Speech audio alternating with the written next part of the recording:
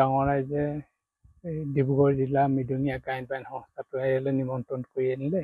আমাৰ অধিৱেশন আছে অহা 25 চনৰ জানুৱাৰী মাহৰ 23 আৰু 24 তাৰিখে।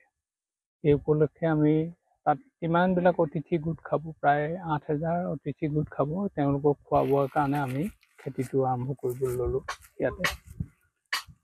মূল উদ্দেশ্য সেইটোৱে।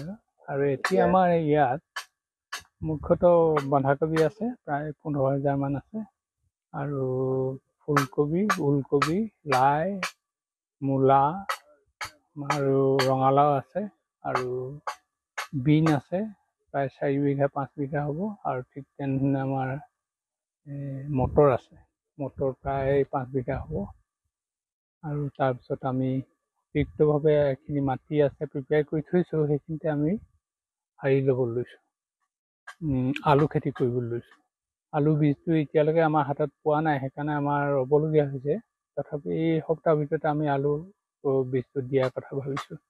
ইতিমধ্যে লোকেলি আমি সংগ্ৰহ কৰিছোঁ প্ৰায় 2 কুইণ্টেলমান, কিন্তু বজাৰত যিটো চিডৰ মূল্য অত্যাধিক হোৱাৰ কাৰণে আমি কিনিব পৰা নাই।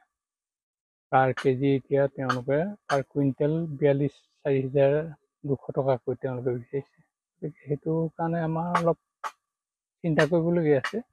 তথাপিও লোকেলি আমি যিখিনি পাইছোঁ অলপ চিড গোটাইছোঁ, 2 কুইণ্টেলমান এতিয়ালৈকে হ'লে, আৰু 10 কুইণ্টেলমান সংগ্ৰহ কৰিব পাৰিলে আমি সেইখিনি দিব পাৰোঁ। এইখিনি মূলতে এইখিনিয়ে। বিলাহী ৰুইছিলোঁ, আৰু বিলাহীখিনিতো প্ৰডাকশ্যনটো বৰ ভাল নহ'ল। এতিয়া নতুনকৈ বেষ্ট এটা আমি লগাবলৈ লৈছোঁ, বিলাহীও লগাইছোঁ। এইখিনিয়ে। আৰু বাকী সৰু সুৰাকৈ পালেং চিড দিছোঁ, ধনিয়া দিছোঁ, গাজৰ দিছোঁ। এনে জৈৱিক পদ্ধতিয়ে কৰিছে, গোটেইখিনি জৈৱিক পদ্ধতি, ৰাসায়নিক নাই। মাছ পুহিছোঁ। মাছ আমাৰ স্থানীয় এজন যুৱক আমাৰ এই গোটৰে তেওঁ পুখুৰী এটা আছিলে, সেই পুখুৰীটো আমি লৈ এইবছৰ কাৰণে লৈছোঁ। 40 কুইণ্টেল মাছ ইতিমধ্যে তাত মেলিছোঁ পোনাটো।